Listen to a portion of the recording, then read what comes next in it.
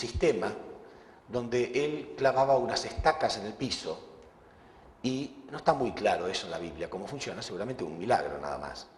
Porque dice que las vacas al estar pastando rozaban contra las estacas y se excitaban y se multiplicaban mucho más, algo así. Bueno, la cosa es que funciona. Y las ovejas con manchas negras se multiplican muchísimo más. Entonces Labán vuelve y ve eso y siente que él perdió. Dice, bueno, vamos a cambiar. La próxima vez yo me voy a quedar con las que tengan manchas negras, porque vio que se estaban multiplicando más, ¿no? Y Jacob siempre dice que sí a todo. Dice, bueno, está bien, yo me quedo con las que son puramente blancas. Pero cambia las estacas y las pone donde están las blancas. Entonces las blancas se multiplican muchísimo más. Entonces vuelve Labán y se queda sorprendido de nuevo. Dice, mire, vamos a hacer como la primera vez. Mejor tú te vas a quedar con las que tienen manchas negras y yo me voy a quedar con las que son puramente blancas. Y Jacob dice que sí, porque él siempre dice que sí. Y otra vez cambia las estacas y otra vez se vuelven a multiplicar muchísimo las de él. Entonces vuelve Labán y le dice, mira, vamos a hacer mejor como la segunda vez. Y vuelve a cambiar. Y se vuelven a multiplicar de nuevo las de él. Entonces vuelve Labán y vuelve a cambiar. Y vuelve a cambiar y vuelve a cambiar. ¿Saben cuántas veces? 10 veces. Y las 10 veces todo favorece a Jacob. ¿Qué quiso mostrarnos Dios con todo esto? Está muy claro que son las 3 etapas, ¿no? Formación, crecimiento y perfeccionamiento. Son 7, 7 y 7 años. Adán y Eva cayeron bajo el dominio de Satán en la primera y segunda etapa, ¿no es cierto? Quiere decir que Satán invadió estas 2 primeras etapas. Entonces Labán está simbolizando a Satán. Labán está simbolizando a Satán. Y significa que mientras estemos dentro de este dominio, él nos puede dominar. ¿Entienden? Pero cuando salimos de este dominio, cuando salimos del dominio satánico, y solamente esto se puede hacer con el Mesías, ya lo vamos a ver, solamente el Mesías puede sacarnos de ese dominio satánico, ¿sí? Pero Dios nos quiere dar el mensaje, cuando salgamos de este dominio, Dios nos puede bendecir. Dios nos puede bendecir porque Él se enriqueció. Cuando cruzó esta tercera etapa, Dios lo pudo bendecir. Y acá hay un mensaje muy, muy, muy, muy importante para la vida de cada ser humano. Yo estaba explicando ayer de que Dios es abundancia. ¿Se acuerdan? Dios es abundancia. Cuando yo ponía el ejemplo del mar, ¿no? Una gota de agua tiene millones y millones de partículas, átomos y moléculas de agua, ¿no? Si uno va al océano y saca un vaso de agua, es como nada para el océano, ¿sí? Cuando uno habla del espacio universal, ¿no? Una estrella que queda millones y millones de años luz, ¿se acuerdan que estaba hablando de eso ayer? O sea, Dios, al crear semejante espacio universal, está mostrando que Dios es abundancia. Dios es el Dios del universo, no es mezquino. Y nosotros somos sus hijos. Entonces, ¿por qué a veces parece que Dios no nos puede bendecir? ¿Por qué a veces estamos en la miseria, en la pobreza? ¿Por qué razón? Dense cuenta, por favor, es muy, muy importante.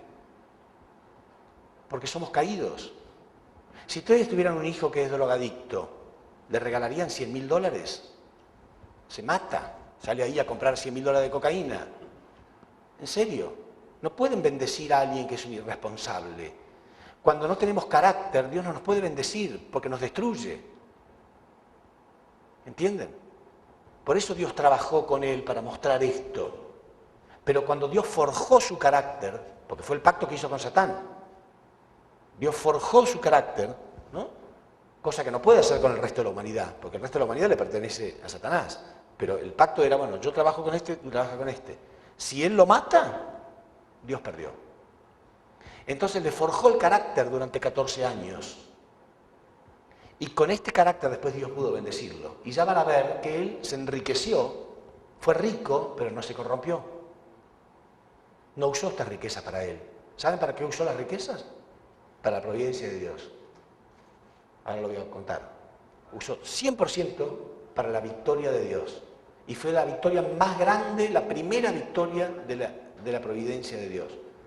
La victoria más grande de la providencia de Dios la realizó este hombre. Ya lo vamos a ver. Pero entienden el mensaje, es muy importante. Dios quiere bendecirnos a todos, con abundancia casi exagerada, no hay problema. Pero si nos va a destruir, no. Entonces primero tenemos que forjar un carácter verdadero. Y después viene todo lo demás. Entonces, Por esa razón Dios permitió que se apartaran los dos. En vez de confrontarlos, permitió que se apartaran durante 21 años, para mostrar este mensaje tan claro. 7, 7 y 7 años. Cuando terminaron los 21 años, Jacob sintió fuertemente el deseo de volver. ¿Y saben a quién extrañaba? ¿A quién extrañaba profundamente? A este Caín. Lo extrañaba, lo amaba. Este es un vago que nunca quiso cumplir con su promesa, que estaba súper resentido, pero durante esos 21 años, Satán trabajó tanto con él, que él estaba más resentido que nunca. Entonces se entera que Jacob iba a volver y organiza un ejército de 400 hombres, porque Jacob ya tenía sirvientes, tenía riqueza, etc. Entonces organiza un ejército de 400 hombres. Hay que organizar un ejército, ¿no? Hay que pagarles, hay que darle de comer. O sea, estaba dispuesto a matar con todo lo que viniera. Si viene con sirvientes, si viene con lo que viene, yo lo voy a matar. Imagínense el odio que él tenía. Y sin embargo él estaba lleno de amor, él lo extrañaba. Entonces cuando Jacob se entera de que su hermano estaba con este ejército de 400 hombres, envía a las dos hijas de Labán, sus dos esposas, porque él tenía las dos esposas, las que le había dado Labán, con las riquezas que él había conseguido en estos 7 años, y dice que se las regalen todas, que le regalen todo a Esaú. Que se las regalen. Con este mensaje, díganle, todo esto es para mi Señor, de parte de tu siervo Jacob. Él mismo se llama a sí mismo tu siervo. ¿Sí? Todo esto es para mi Señor, lo llama mi Señor, de parte de tu siervo.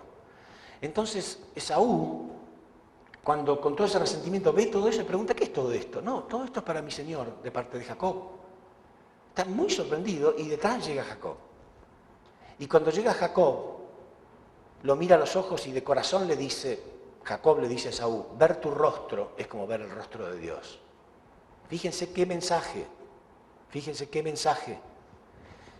porque se acuerdan que lo que yo digo, que el problema de nuestra naturaleza caída no es no creer en Dios, sino no poder ver a Dios en el prójimo. ¿Sí? El problema de la humanidad no es la creencia en Dios, sino que no podemos ver a Dios en el prójimo. Lo primero que le dice Jacob es, ver tu rostro para mí es como ver el rostro de Dios. O sea, él estaba viendo la parte buena de Esaú. Miren que Esaú tenía defectos para ver, pero no, él vio realmente la parte buena. Y le dijo, y todas estas cosas son para vos, mi Señor. Y se arrodilló 7 veces, se postró 7 veces delante de él. Y el amor de Jacob derritió por completo el resentimiento de Esaú. Y con esto Dios demostró que el amor puede destruir el resentimiento, que el amor puede destruir el odio. Entonces Esaú no soportó más verlo así y le pidió que no se inclinara más y lo abrazó y los dos lloraron. Y fue la primera vez en la historia que se restauró el fundamento de sustancia, victoriosamente. Fue la primera victoria al lado de Dios. Era la primera vez que Dios le podía dar una bofetada a Satanás en la cara y decir, ¿viste? Mis hijos son como yo. Ellos son capaces de amar como yo amo. ¿Entienden?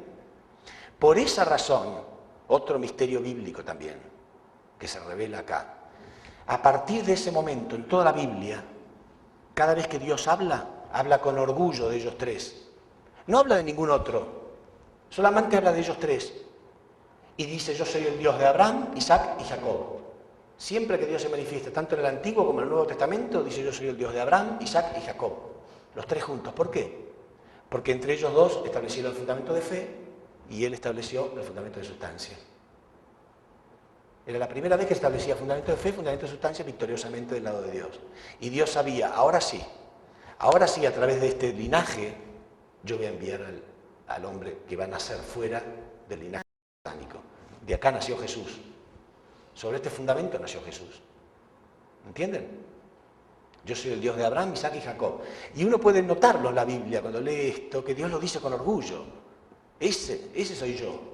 Estos son mis hijos, el Dios de Abraham, Isaac y Jacob.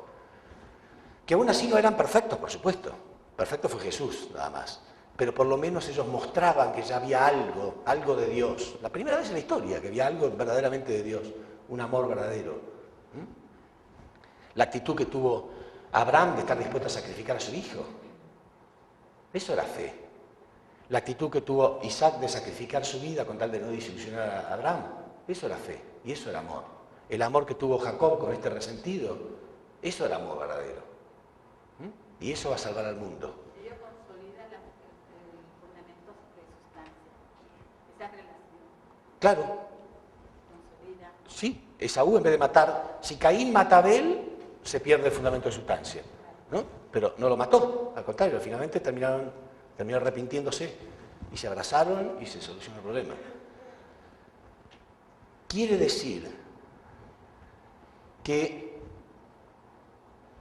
por esta razón, por este fundamento, ¿no?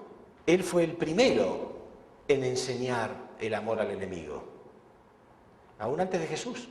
Jesús viene sobre este fundamento, pero él enseñó el amor al enemigo y lo tuvo de verdad.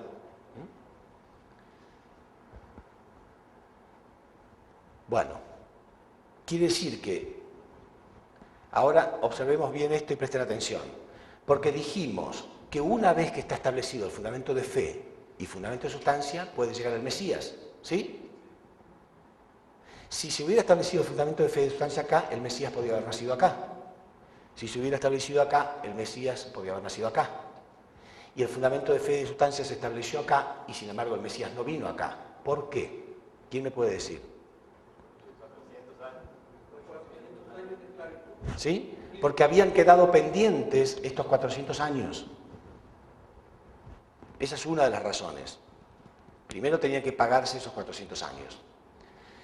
Pero aparte hay otras razones. Voy a borrar acá. Hay otras razones también.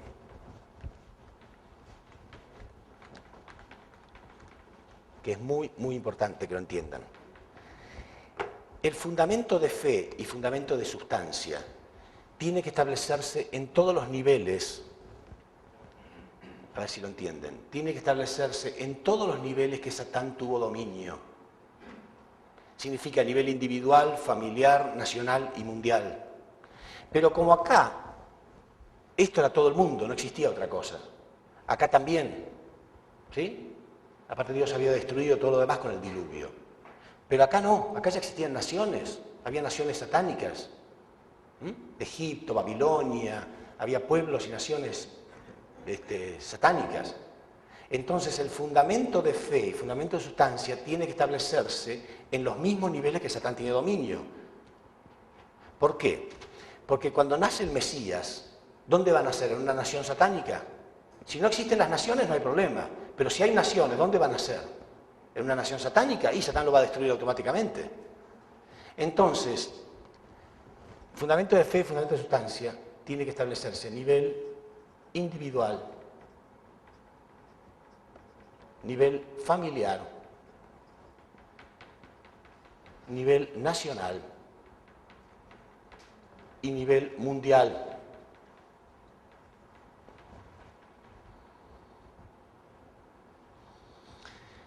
¿Qué significa a nivel individual?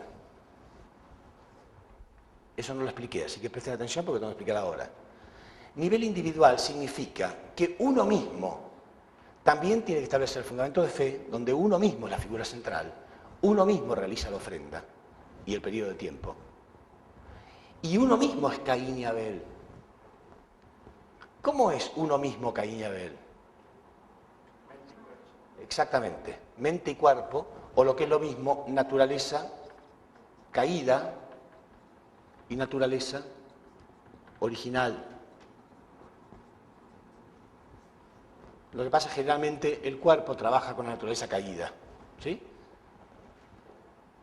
Quiere decir que Jacob, para tener éxito a nivel familiar, porque todo esto es a nivel familiar, acá se ha realizado a nivel familiar, primero tuvo que tener éxito a nivel individual. ¿Cómo lo hizo a nivel individual? Bueno, piensen. Si ustedes van por la calle, ¿no? Les pasa todos los días, a todos nos pasa, y vemos una persona pobre, ¿no? Y sentimos que le tendríamos que dar algo de dinero, ¿no? Nuestra mente original, nuestra conciencia nos dice, tendrías que darle algo de dinero. ¿No sienten un poquitito el llamado de su mente caída? Que dice, no, deja que le dé el de atrás, ¿no? Que le dé otro, ¿sí o no? A uno le cuesta dar. Hay una lucha entre nuestra mente caída y nuestra mente original. Siempre la voz de nuestra mente caída quiere matar a la voz de nuestra conciencia. Porque Caín siempre quiere matar a Abel, ¿verdad? Caín siempre quiere matar a Abel. Entonces, cuando sentimos que nuestra conciencia nos dice algo, también sentimos otra voz que la justifica. Dice, no hay problema, no pasa nada. Total, todo el mundo lo hace. ¿No? Cuando cometemos un pecado decimos, bueno, soy un hombre pecador, la carne es débil. Todas esas excusas que ponemos, ¿no? Caín quiere matar a Abel. Ahora piensen, si en vez de darle una moneda a ese pobre, uno tuviera que darle el sueldo entero. Imagínense que ustedes trabajaron un mes entero en un trabajo que no les gusta, con un jefe muy malo, que los trata mal, encima a ustedes no les alcanza el dinero, y aún así dicen, no, yo le voy a dar todo el dinero a este pobre. Qué difícil, ¿no? Porque la mente caída no lo va a permitir fácilmente. Bueno, Jacob le dio 21 años de trabajo a este resentido. Que no, él no, lo odiaba, pero él no había hecho nada malo. Jacob no hizo nada malo. Él le vendió la primogenitura, se la juró. Entonces, ¿no creen ustedes que él tuvo una gran victoria primero individual? Individual primero. Él venció su mente caída. Dijo, no, yo le doy todo. Porque él sintió que eso es lo que Dios quería. En ese momento parece caro, parece muy caro. Pero ¿ustedes creen que ahora en el mundo espiritual Jacob le parece que fue caro? Él pasó a la historia, y vamos a hablar millones de conferencias en el mundo explicando lo maravilloso que él hizo. ¿Ustedes creen que él le parecerá caro en el mundo espiritual? Es decir, no hice nada. Total, son cosas materiales nada más. Pero ganó una posición en el mundo espiritual eternamente. ¿Entienden? O sea, lo que hoy nos parece caro, mañana no nos va a parecer nada. Y digan la verdad, cada vez que uno da algo al prójimo, ¿no? Al principio parece que duele, porque la mente caída hace que sintamos como que duele. Pero después, ¿ustedes se acuerdan? Vieron que después uno no siente que perdió nada, se olvida inclusive. Todo lo que ustedes han dado alguna vez en la vida, ¿se acuerdan? Un padre recuerda todo el dinero que dio a sus hijos para que coman, para que se alimenten, para que vayan a la escuela, ni se acuerda. No parece nada después. Pero el tesoro de haberlo hecho se lo lleva eternamente. El tesoro de haberlo hecho lo llevan eternamente con ustedes. Entonces, uno tiene que tener el coraje, de hacer ese tipo de cosas. Bueno, él lo hizo. Y pasó la historia. Y ahí está escrito en la Biblia, yo soy el Dios de Abraham, Isaac y Jacob. Eternamente. Eternamente. La primera victoria del lado de Dios. Bueno, entonces se establece a nivel individual. Y por eso pudo tener victoria a nivel familiar. Si él no hubiera tenido victoria sobre sí mismo primero, no puede tener victoria a nivel familiar. Por esa razón, uno no puede conquistar a su familia si primero no se conquistó a sí mismo. Si ustedes no se conquistan a sí mismos forjando un carácter verdadero, los demás no lo van a respetar. A veces los demás no nos respetan porque nosotros no nos tenemos respeto. Porque nosotros sentimos que no somos respetables y emanamos esa onda, ¿no? Emanamos esa onda espiritual de que no somos muy respetables. Pero él sentía la confianza porque él había tenido verdadera victoria individual. Entonces pudo tener victoria a nivel familiar. ¿Ok? Y entonces ahora tiene que pasarse a nivel nacional. ¿Qué significa esto? Significa que ya no hay una persona en la posición de Caín, sino una nación.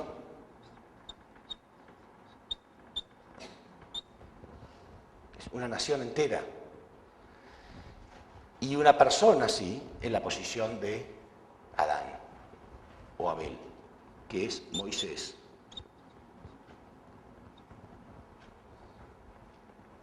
Quiere decir que ahora tiene que establecerse de nuevo todas las condiciones para ver si se establece el fundamento de fe y fundamento de sustancia, pero a nivel nacional.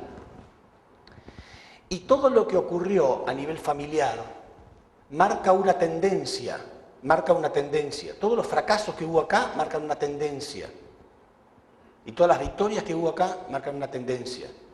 Por esa razón, en el curso a nivel nacional también, lamentablemente, se tiene que repetir 3 veces. Y así como en el tercer caso hubo 2 figuras centrales, en el curso a nivel nacional también tiene que haber 2 figuras centrales. Y solamente después de que hay victoria a nivel nacional, pasa a nivel mundial. ¿Qué significa a nivel mundial? Significa que está el mundo en la posición de Caín, o sea, toda la humanidad, y una persona en la posición de Abel, Jesús. Y ahí sí se termina todo. Una vez que se establece fundamento de fe, fundamento de sustancia a nivel mundial, ahí sí, el reino de los cielos se establece. Se termina el mal. Significa el mundo entero aceptando a este hombre. ¿Se entiende?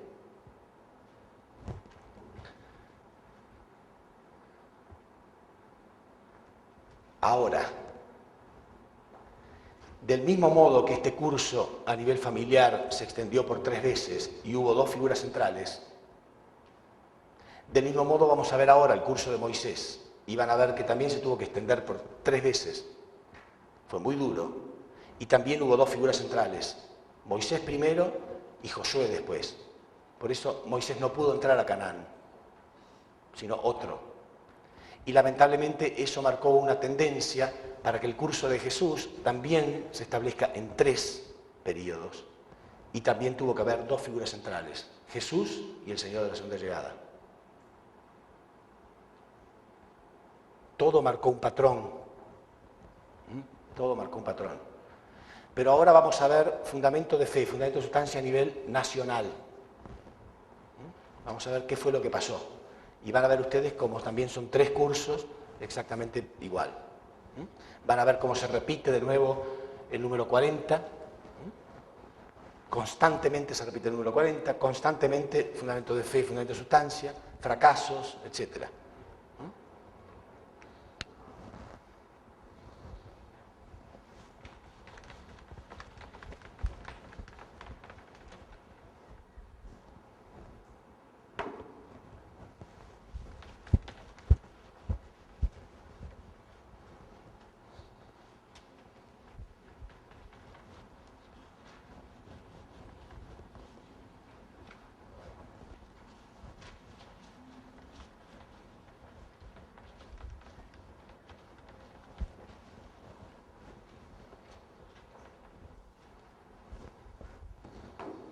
Entonces, primero, a nivel familiar.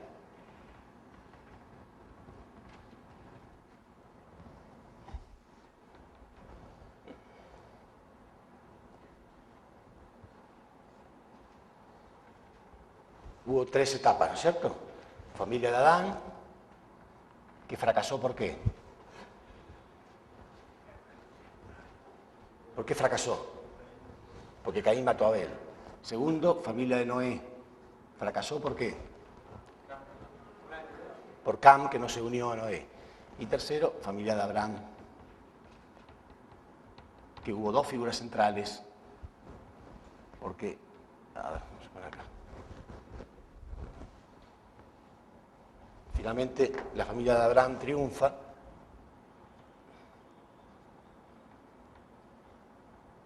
pero hubo 2 figuras centrales, Abraham e Isaac. Esto es a nivel familiar. Ahora, a nivel nacional, vamos a ver que del mismo modo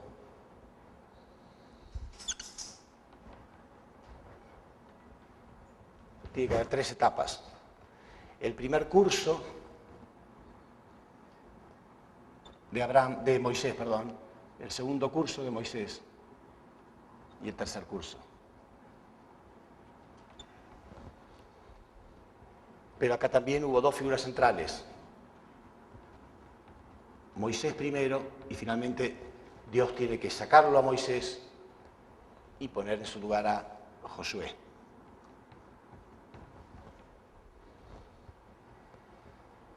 Y después vamos a nivel mundial, que ocurre lo mismo.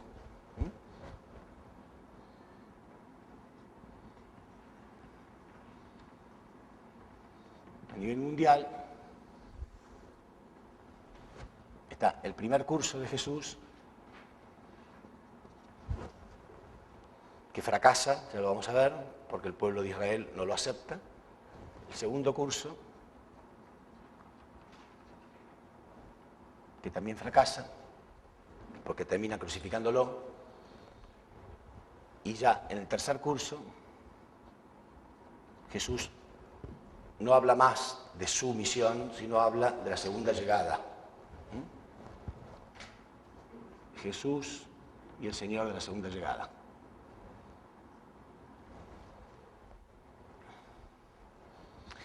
Ahora, no quiere decir esto que porque en el primer curso hubo un fracaso, tenga que repetirse necesariamente. Yo digo, marca una tendencia. Lo más probable es que eso ocurra, pero nada es absoluto. Si el hombre realmente cumple con su responsabilidad, no importa la herencia del pasado, ¿sí? Pero marca una tendencia muy grande. Para ponerles un ejemplo cotidiano, si una persona nace en un medio ambiente donde su padre es un alcohólico, su madre es ladrona, prostituta, lo que fuera, sus tíos, sus parientes, todos son delincuentes y malos, ¿no? Lo más probable es que este chico vaya por mal camino, ¿no? ¿Sí? Marca una tendencia, pero no es absoluto. De pronto puede cambiar su destino. Entonces, eso quiero aclarar. Lamentablemente sí, esa tendencia se cumplió y así fue como ocurrió. Hoy podemos saberlo porque ya pasaron miles de años. Entonces, lo que vamos a ver ahora, ¿qué es? Es esto, a nivel nacional. Y a la tarde vamos a ver a nivel mundial. Van a ver ustedes cómo se repite todo exactamente igual. Entonces, el fundamento de sustancia, dijimos, como siempre, Lucifer, Adán, Dios.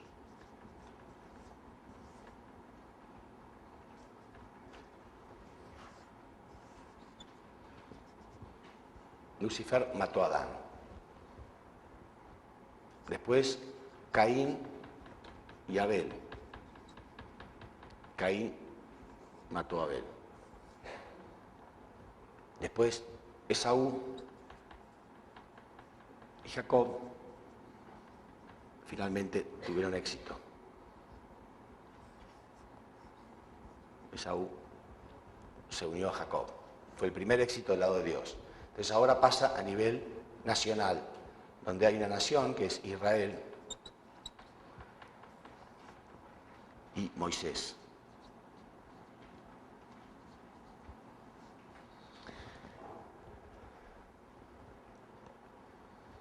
Bueno,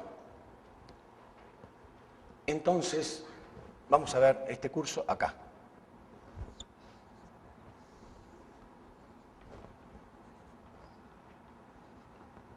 Y es un poco complicado, por eso quiero que presten atención. Si uno lo lee en el libro del Principio Divino, a la mayoría de las personas les resulta muy complicado. Sin embargo, es maravilloso, porque muestra muy claramente la fórmula de la historia. Fundamento de fe, fundamento de sustancia, se repite tantas veces que es muy útil estudiar esto. ¿Por qué parece complicado en el libro? En el libro parece complicado porque en este segundo curso, mientras van por el segundo curso, Dios quiere establecer otro fundamento de fe, fundamento de sustancia más pequeño. El fundamento de fe, fundamento de sustancia, es para enviar al Mesías, ¿no es cierto? Es la condición para que un hombre pueda nacer fuera del dominio satánico. Pero acá Dios quiere mandar a un Mesías simbólico, algo que representa al Mesías, que es el tabernáculo. Se llama curso para el tabernáculo. ¿Qué es el tabernáculo? Es un templo. Como Cristo es el templo de Dios, entonces este tabernáculo es un templo que simboliza a Cristo. Nada más que es un templo portable porque ellos estaban en el desierto, ¿sí? Es desarmable y portable. Pero aún para enviar este tabernáculo que representa simbólicamente al Mesías,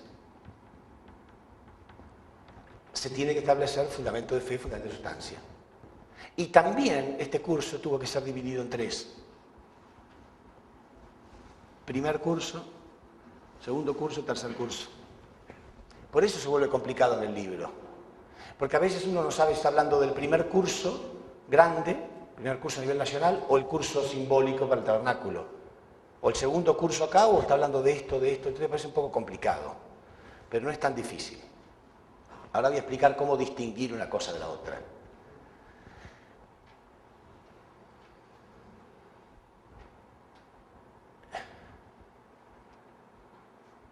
Cuando hablamos del curso grande, del verdadero curso a nivel nacional, acá son, en todos lados hay 40, 40 y 40. Acá también, 40, 40 y 40. Pero acá son años, 40 años, 40 años y 40 años.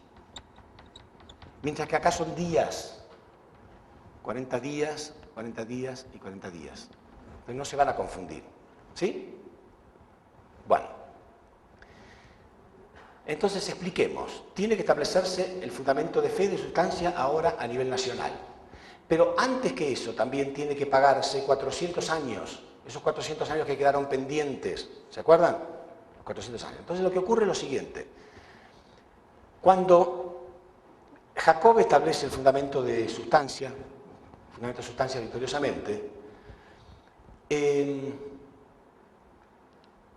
ocurre lo siguiente. Jacob tiene 12 hijos, ¿sí?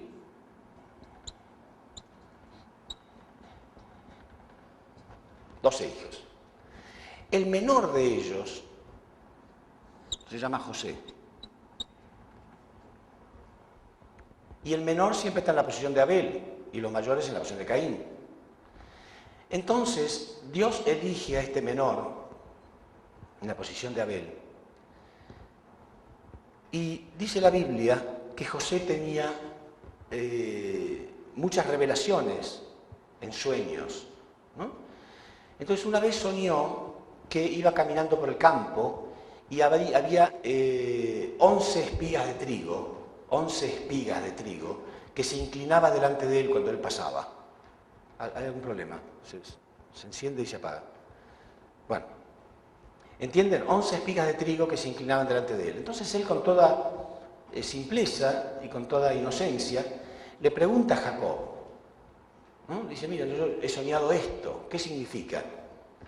Y Jacob le dice, eso significa que algún día tus 11 hermanos tendrán que inclinarse delante de ti. Entonces, inocentemente, José le cuenta esto a sus hermanos. Le dice, papá dice que algún día ustedes van a tener que inclinarse delante de mí. ¿Se imaginan los hermanos siempre, ¿no? Caín siente resentimiento, se siente desplazado muy fácilmente. Entonces los hermanos no lo querían a José. Y otra vez vuelve a tener un sueño, dice la Biblia, que el sol, la luna y 11 estrellas se inclinaban delante de él. Entonces le vuelve a contar al padre y el padre se queda pensando y dice, esto significa que tu madre y yo y tus 11 hermanos algún día vamos a tener que inclinarnos delante de usted. Quiere decir que aún más grande que el anterior. Ahora no era solamente los hermanos, sino que aún los padres iban a tener que inclinarse delante de él. Entonces él se queda sorprendido y le cuenta a sus hermanos, y ahí sí ya a sus hermanos les parece demasiada soberbia, ¿no? Y empiezan a multiplicar el mal y a enojarse. ¿Ven? Ven que es siempre lo mismo, es no tomar el punto de vista de Dios. Porque si hubieran tomado el punto de vista de Dios pensarían, bueno, ¿por qué Dios le está dando este tipo de sueños? ¿Por qué Dios le está revelando estas cosas? Quizá Dios tiene algún plan. No, ellos se centraron en sus propios sentimientos y decidieron matarlo. Como siempre, ¿no? Caín quiere matar a Abel. Entonces lo llevan a un bosque para matarlo. Y ahí se encuentran con unos mercaderes egipcios y dice, bueno, en vez de matarlo vamos a venderlo como esclavo. Y vamos a manchar sus ropas con sangre de un animal y le vamos a decir a nuestros padres que una fiera lo atacó y lo mató. Y así lo hacen desaparecer a José. Fíjense, este es el plan de Dios para poder hacer que los israelitas vayan de esclavos a Egipto, porque no iban a ir voluntariamente, ¿no? Entonces, el primero en ir a Egipto fue José. José es llevado como esclavo a Egipto. Ahora, claro, yo dije los israelitas. Ustedes saben que Jacob, sus 12 hijos, ¿no? Después Jacob es bendecido por Dios con el nombre de Israel, ¿sí? Dios bendice a Jacob con el nombre de Israel, que significa el victorioso, el que persevera, ¿sí? Entonces, de él viene el pueblo de Israel después, ¿no? Y de sus 12 hijos vienen las 12 tribus. Israel tenía 12 tribus. Quiere decir que él, ahora la Biblia no lo llama más Jacob, sino que lo llama Israel. Bueno, pero ¿se acuerdan que Abraham dijo, tus descendientes tendrán que sufrir 400 años de esclavitud en tierra extranjera? Quiere decir que había que pagar esos 400 años. Bueno, entonces el primero en ir es José. Él va como esclavo a Egipto, porque sus hermanos lo venden. Pero ¿cómo hacen para que vayan todos los demás? Los demás no van a ir voluntariamente, ¿no? No van a ir esclavos voluntariamente. Es tan claro el plan de Dios, ¿no? Porque dice que ahí cuando llega a Egipto, José era muy buen trabajador, también igual que su padre Jacob cuando estaba con el tío Labán, ¿no? Era muy buen esclavo, ¿no? Trabajaba muy fuerte todo el tiempo sin quejarse. Y un día Dios hace que el faraón tenga unos sueños muy extraños. El faraón, como el rey de Egipto, ¿no? El faraón empieza a tener sueños, soñaba con 7 vacas gordas y 7 vacas flacas, constantemente, día tras día él soñaba esto, y ya estaba como muy sorprendido de tener este sueño recurrente. Entonces dice la Biblia que el faraón llama a sus adivinos, a los magos, a los astrólogos, todas estas cosas que tenían los egipcios, para que le dijeran qué significaban estos sueños, y nadie podía revelárselo. Hasta que esto llega a oídos de José. José escucha esto y dice, yo le voy a decir lo del faraón. Si ustedes me llevan frente al faraón, yo le voy a decir lo que estos sueños representan. Y nadie prestaba atención a un esclavo cualquiera, no le importaba lo que él dijera. Pero el faraón estaba tan atormentado y ya le había preguntado a tanta gente y nadie podía decir nada, que cuando le dijeron, bueno, hay alguien que dice que puede revelarlo, dijo, bueno, tráiganlo. Y José le dice al faraón que iban a venir 7 años de abundancia en las cosechas, pero abundancia exagerada, muchísima abundancia, más de lo que nunca habían soñado. Pero que después iban a venir 7 años de sequía, de hambruna, y que él le aconsejaba al faraón que no derrochara alimentos durante los 7 años de abundancia, porque después cuando venga la sequía iba a ser terrible.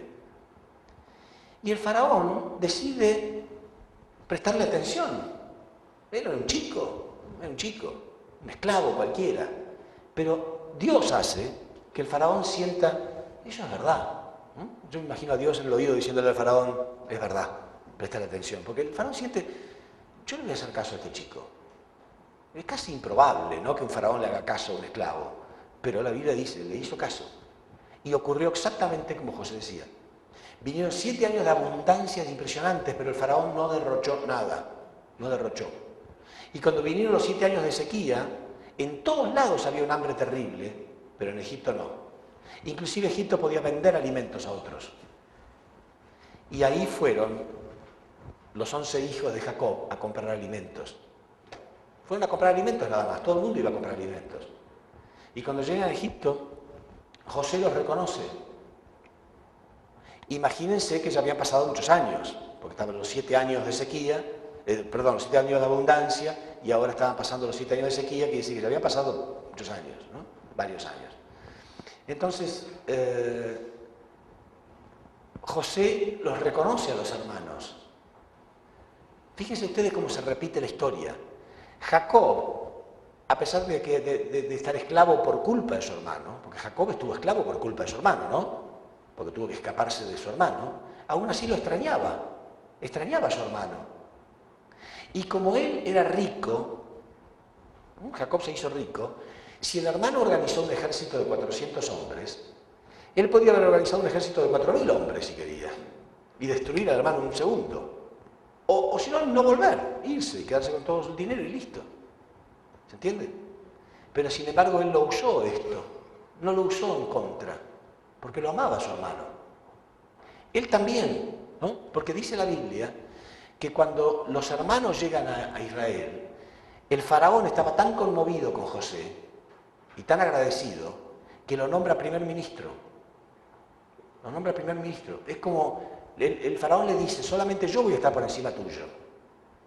Quiere decir que José queda como un faraón, casi como un faraón.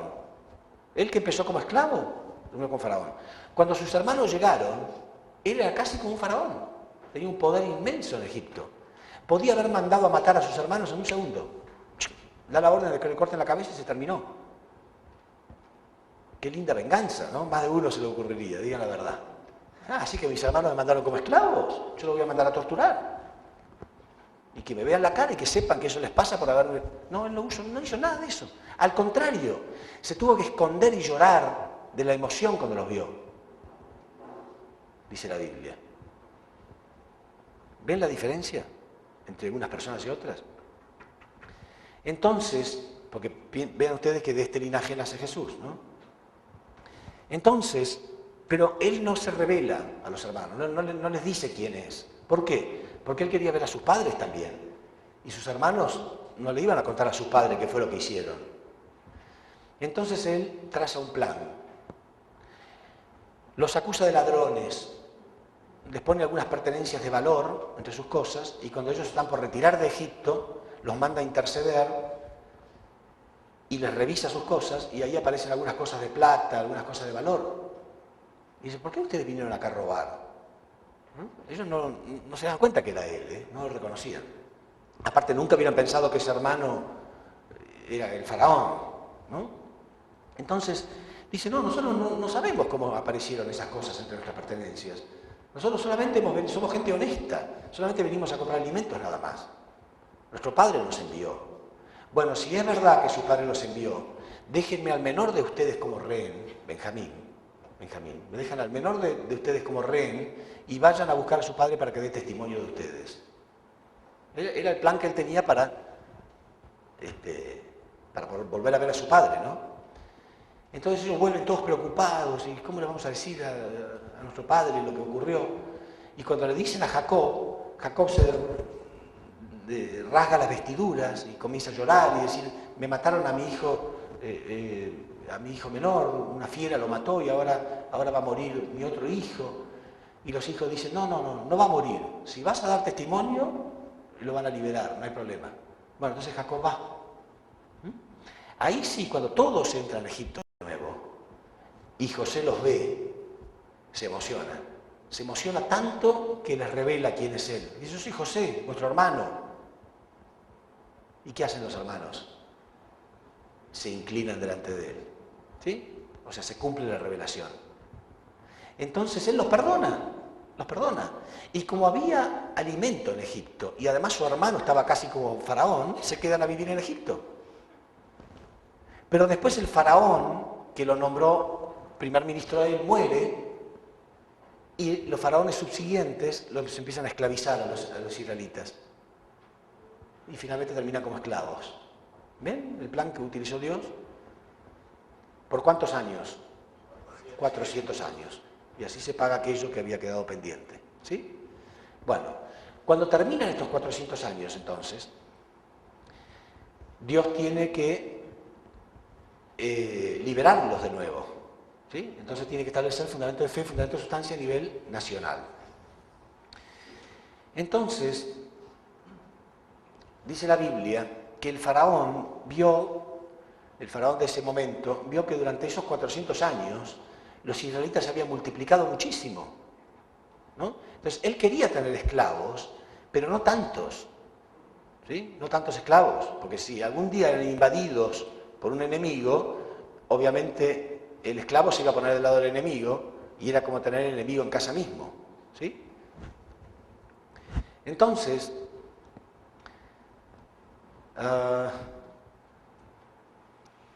el faraón da la orden de matar a todos los niños varones que nacieran a partir de ese momento. ¿Sí?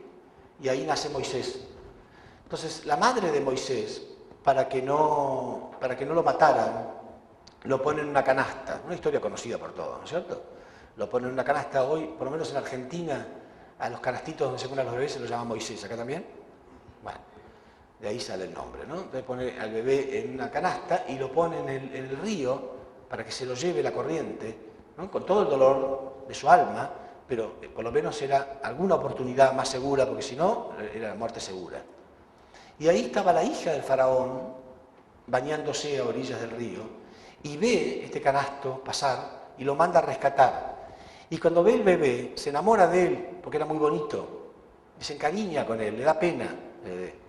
Entonces lo lleva al palacio, se lo lleva al palacio. En realidad, la madre sabía que era un bebé israelita y que tenía que morir, porque al 8º día de su nacimiento a los israelitas se les practicaba la circuncisión. La circuncisión es una operación que se le practica en el órgano sexual masculino. ¿Por qué Dios impuso esta tradición, esta costumbre, de que se derramara sangre del órgano sexual al pueblo elegido, justamente?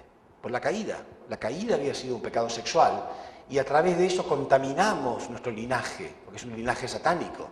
Y el linaje, la sangre simboliza el linaje, ¿no es cierto? Entonces, como una indemnización, el pueblo elegido derramaba sangre a través de sus órganos sexuales, como purificación del pecado de la caída. Entonces, la madre sabía que era un israelita, pero lo oculta.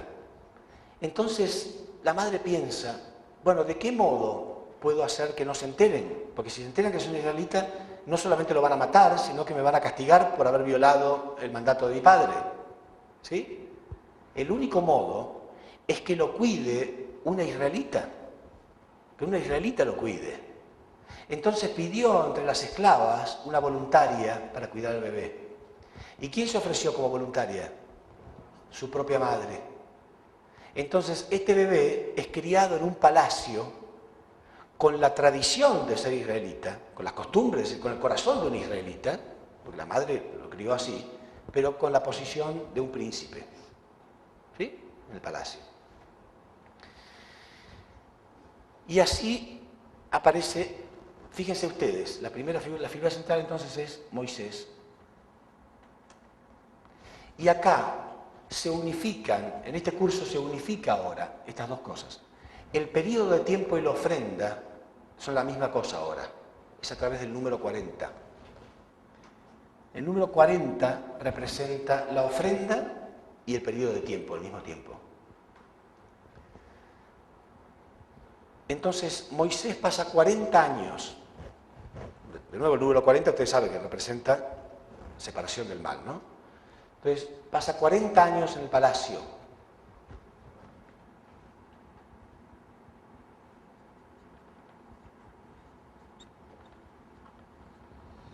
Ahora uno puede preguntarse, bueno, pero ¿dónde está la ofrenda? Porque es lindo vivir en un palacio. No, no era lindo para Moisés. Moisés veía a su pueblo siendo castigado permanentemente. Él sabía que era el pueblo elegido de Dios. Él fue criado con esta mentalidad, criado con la mentalidad de que él era israelita. Él sufría al ver esto, y esto lo muestra muy claramente algo que voy a contar ahora. Entonces, él sufre. Primero que tenía que ocultar su identidad. Era muy estresante la situación de Moisés. Él tenía que ocultar que era israelita. Nadie lo tenía que ver desnudo nunca, porque a través de la operación del órgano sexual se iba a saber que era israelita. Entonces él vivía, por eso era tartamudo, porque era una persona que vivió un estrés desde chiquito, desde que nació, ¿no? Entonces, él en realidad pagó indemnización, una ofrenda verdadera de esperar que pasaran estos 40 años. Cuando pasaron los 40 años, entonces sí, Dios le da la orden de que él tiene que liberar al pueblo de Israel y llevarlos a Canaán, o sea, a ser libres. Canaán, la tierra prometida. El pueblo lo único que tenía que hacer era unirse a Moisés. Moisés iba a ser su salvador. Fíjense ustedes que Egipto representa el infierno, porque están esclavos, y Canaán representa el cielo, porque son libres. Entonces Moisés representa simbólicamente al Mesías también. El Mesías nos viene a sacar del infierno y llevarnos al cielo. Entonces Moisés tiene que hacer esto simbólicamente. Uno piensa, bueno, el pueblo de Israel se habrá unido a Moisés. No, Caín siempre quiere matar a Abel. Ahora uno piensa, ¿por qué? ¿Por qué razón este Caín va a querer matar a este Abel? Si él lo único que quiere es salvarlo. Bueno, ya vamos a ver del mismo modo cómo matan a Jesús, que también vino a salvarnos. En realidad, la mentalidad del pueblo de Israel era, nosotros queremos algún día darnos el gusto de matar a alguien que venga del palacio. Si algún día agarramos a alguien que represente al faraón, me voy a dar el gusto de matarlo. Y justo eligieron a este pobre hombre, que era el único que lo quería salvar. Miren qué ironía satánica, ¿no? Entonces Moisés tenía que demostrarle al pueblo de Israel que él no era egipcio, porque todo el mundo pensaba que él era un príncipe egipcio. Él se vestía como un príncipe egipcio, no como esclavo, ¿sí? Y vivía en el palacio. Entonces, ¿cómo hacía para demostrarles que él era israelita? Entonces dice la Biblia que un día él vio lo que había visto toda su vida en realidad, que un soldado egipcio estaba maltratando a un israelita, estaba pegando. Entonces él se enfurece, saca su espada y mata al egipcio. Moisés mata al egipcio para demostrarle al pueblo que él estaba de su lado. Si el pueblo hubiera tomado el punto de vista de Dios, porque era un pueblo religioso, era el primer pueblo monoteísta de la historia. En el mundo no existían monoteístas, todos los demás pueblos del mundo eran paganos, politeístas. Entonces ellos creían, sabían que eran el pueblo elegido de Dios, se sentían el pueblo elegido. Entonces, si hubiera tomado el punto de vista de Dios, ¿no? ¿Qué siente una persona de fe? Una persona de fe piensa, bueno, estoy esclavo, pero Dios me va a salvar, ¿sí? Entonces uno está alerta, decía, esto es de Dios, esta persona es de Dios, este me está ayudando, ¿no? Eso toma el punto de vista de Dios. Si ellos hubieran prestado un poco de atención, hubieran dicho, momento, es la primera vez que alguien que viene del palacio me está defendiendo. ¿Qué más quiero? No, ellos no pensaron así. Ellos pensaron, quizá podemos matar a alguien. Ahora, si un esclavo mata a alguien que viene del palacio, es la muerte para ese esclavo. Quiere decir que no podían matarlo en forma directa. Tenía que hacerlo de modo indirecto. Entonces esperan un poquito y al poco tiempo Moisés ve a dos israelitas que están peleando. Dos israelitas que están peleando entre ellos. Entonces, de nuevo, para mostrarles que él es un israelita también, los separa y le dice, entre hermanos no debemos pelearnos, como diciendo, somos hermanos, ¿no? Y uno de ellos empieza a gritar y decir, ¿qué? ¿Acaso nos vas a matar como mataste al egipcio el otro día? Porque nadie sabía que él había matado a un egipcio. En el palacio no sabían que él había matado a un egipcio. Porque el faraón siempre dudó de él. El faraón dudaba de Moisés, si era israelita o no.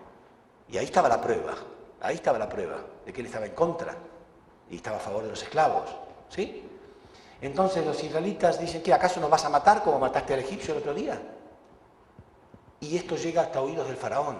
Ahí el faraón lo toma a Moisés como que lo está traicionando y decide matarlo. Ven que indirectamente el pueblo de Israel está queriendo matar a Moisés. Y dice la Biblia que él tuvo que escaparse de Egipto. Tuvo que escaparte al desierto de Madián.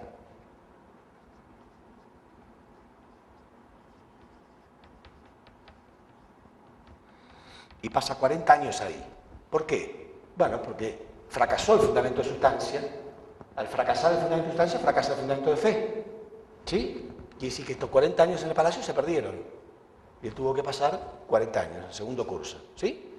Siempre que fracasa el fundamento de sustancia, se pierde el fundamento de fe. Tiene que volver a repetirse. Entonces él se escapa al desierto de Madián y tiene que pasar ahí 40 años de nuevo. Recién cuando terminan estos 40 años, Dios le dice que el faraón que quería darle muerte murió y que él tenía que volver a Egipto y rescatar a su pueblo. Rescatar a su pueblo.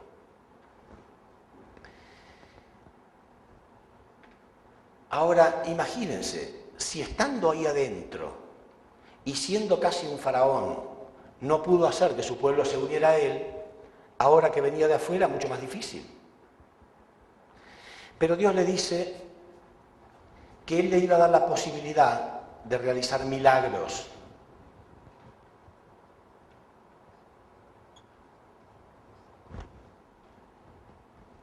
Ya vamos a ver que después en el curso de Jesús ocurre lo mismo, se repite exactamente igual. Pero cuidado con los milagros, cuidado con los milagros, porque el milagro existe para reemplazar la falta de fe. Entonces después Satán acusa. No son gratis los milagros. El milagro existe para reemplazar la falta de fe y después Satán se los cobra. Jesús hizo muchos milagros. Pero ¿dónde estaba la gente cuando lo estaban crucificando? ¿Dónde estaban? No había ni uno. Cuidado con los milagros. Entonces, lamentablemente después de este fracaso, recién en el segundo curso, Dios tiene que hacer uso de esto. Le dice que vuelva, que Él va a permitir hacer unos milagros para que el faraón se conmueva.